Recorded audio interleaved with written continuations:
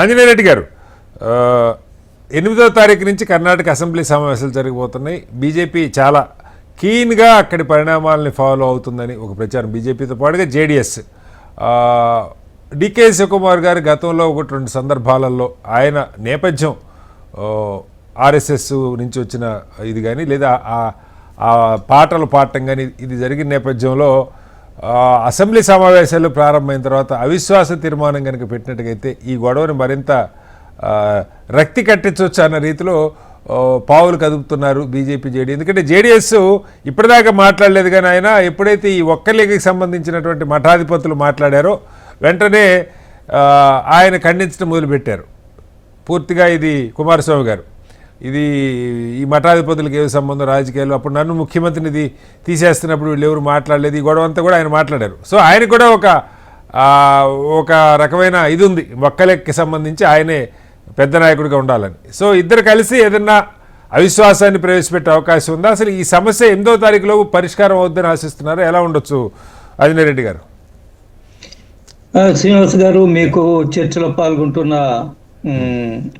పెద్దలకు అందరికి కూడా నమస్కారాలు. నేను అనుకుంటున్నాను ఇది అసెంబ్లీ ప్రారంభం లోపలే ఒక అర్థవంతమైన పరిష్కారం దొరుకుతుందని నేను అనుకుంటున్నాను. ఎందుకనంటే మిగతా రాష్ట్రాల్లో అసమ్మతులు లేదా ఆ పార్టీలో గొడవలు కర్ణాటక రాష్ట్రంలో ఉండే గొడవలకు చాలా తేడా గమనించడం. మీరు రాజస్థాన్ లో మీరు చూశారు కదా, సచిన్ పైలట్ కి అశోక్ గెహ్లాట్ మధ్య ఏ విధమైన జరిగిందో, ఏ విధంగా మాట్లాడుకున్నారో. సచిన్ పైలట్ ఢిల్లీలో రాహుల్ గాంధీ గారికి ఇంటర్వ్యూ కోసం ఎన్ని రోజులు వెయిట్ చేసినా దొరకలేదు. తర్వాత ఎంత దూరం వెళ్ళిందంటే సచిన్ పైలట్ మీద దేశద్రోహ నేరం కూడా మోపాడు అశోక్ గెహ్లాట్.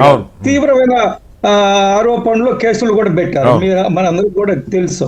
కానీ కర్ణాటకలో ఆ పరిస్థితులు కనిపించడం లేదు. ఎందుకనంటే ఫీలర్స్ ఇచ్చుంటారు అనుకుంటున్నాను నేను. కాంగ్రెస్ అదే అంతర్గత వ్యవహారం అనుకోండి, అయినా మీరు అడిగారు కాబట్టి నేను చెప్తున్నాను. కాంగ్రెస్ పార్టీ ఇద్దరికి ఫీలర్స్ ఇచ్చారు. సిద్ధరామయ్య గారు మీరు దిగిపోవాలా, సురేష్ గారు మీరు, డికే సురేష్ గారు మీరు వెయిట్ చేయండి, మీకు అవకాశం ఉంటుంది. సారీ, డికే శివకుమార్ గారు మీకు అవకాశం ఉంటుందని ఫీలర్స్ ఇచ్చినందువల్ల వాళ్ళు సయోధ్యగా కూర్చొని మాట్లాడుతున్నారు. ఒకటి రెండోది, మన సిద్ధరామయ్య గారు మధ్యలో వచ్చిన వ్యక్తి, మొదటి నుంచి కాంగ్రెస్ మ్యాన్ కాదు ఆయన, జేడీఎస్ నుంచి వచ్చిన ఆయన, మీకు తెలుసు కదా మన. బట్ వేరేస్ డికే శివకుమార్ విద్యార్థి దశ నుంచి కూడా యూత్ కాంగ్రెస్ పార్టీ దాంతోనే ప్రయాణం చేస్తున్నాడు. కాబట్టి సహజంగా ఆ పార్టీలో డికే శివకుమార్ కి బలమైన వ్యక్తిత్వమో లేదా వెయిటేజ్ ఉంటుందని నేను అనుకుంటున్నాను. ఎంతవరకు అది ఉందో లేదో నాకైతే తెలియదు. బట్ ఇద్దరికి తేడా వచ్చినప్పుడు ఆయన మధ్యలో వచ్చిన ఆయన, ఈయన మొదటి నుంచి ఉండే ఆయన. అందువల్ల ఇద్దరికి ఇచ్చిన ఫెయిలర్స్ వల్ల ఈరోజు ఒకరింటికి ఒకరు అల్పాహారం చేశారు, రేపు అధికాహారం ఏమన్నా తింటారేమో చూడాల్సింది. అందువల్ల నేనేమంటున్నా అంటే ఇది వాళ్ళిద్దరికి ఏదో ఒక సందేశం, సమాచారం వచ్చి ఉంటుంది. అందువల్ల ప్రశాంతంగా ఉన్నారు, మాట్లాడుకుంటున్నారు. మధ్యలో డికే శివకుమార్ గారు రాహుల్ గాంధీ గారి ఇంటర్వ్యూ కోసం ట్రై చేశారు, ఫోన్ చేశారు. బహుశా విదేశాల్లో ఉన్నారేమో అప్పుడు రాహుల్ గాంధీ గారు. తర్వాత ఆయన మెసేజ్ పెట్టారు, డికే శివకుమార్ మనం మాట్లాడుకుందాలే, వెయిట్ చేయండి అన్నట్టుగా ఏదో చూసాం మనం వార్తల్లో. అందువల్ల ఇది వాళ్ళ యొక్క ఇంటర్నల్ అఫేరు, వాళ్ళు పరిష్కరించుకోగలరని నేను అనుకుంటున్నాను. పరిష్కరించుకుంటారు కూడా. కానీ ఒకటి స్పష్టంగా చెప్పగలను, 2028లో ఎవరు ముఖ్యమంత్రి అయినా ఇప్పుడు కాంగ్రెస్ పార్టీ ఇంటికి పోవడం తథ్యం, అందులో ఎటువంటి అనుమానం లేదు.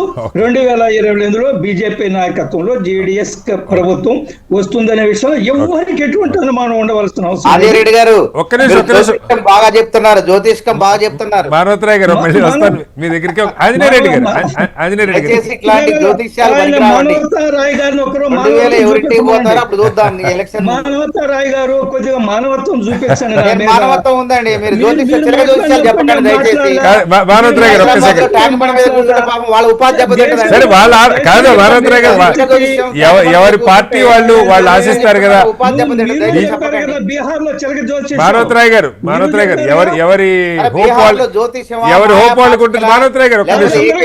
త్వరలో బయటపడితే ఆగండి, దాని తర్వాత అసలు మనం మాట్లాడుకున్నామండి దాని గురించి. మళ్ళీ మనం డిబేట్ వేరే ఎటు వెళ్తున్నాం.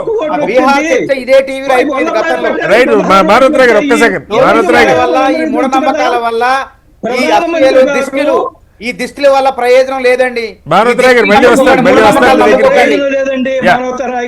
రైట్ దిష్టి పెట్టకండి. కొబ్బరి చెయ్యండి పోతే దిష్టి కలిగిందంటాం, తెలంగాణ మీద ఏడవటం. Right okay okay.